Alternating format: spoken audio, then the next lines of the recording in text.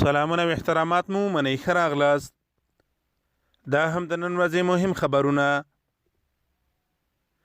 کابل ښار کې په رینجر چاودنه کې یو پولیس وژل شوی، 2 تنه نور ټپیان دي. د آزادو او عادلانه ټاکنو د بنسټ اجرایه مشر په یو برید کې ووژل شو.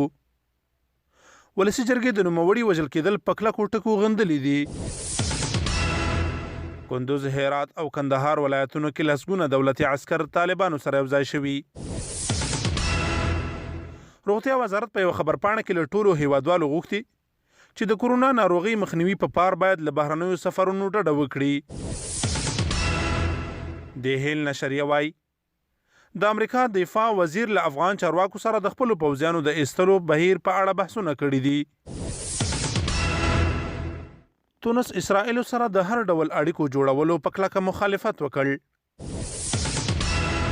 فرانسه کې د یو وسلوال برید له امله 3 تنه پولیس وژل شوي دي. پاکستان کې په یو فابریکه کې شوې چاودنې ګڼ شمېر کسانو ته مرګ ژوبله اړولې.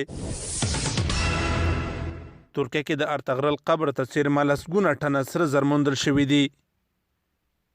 د خبرونو پای.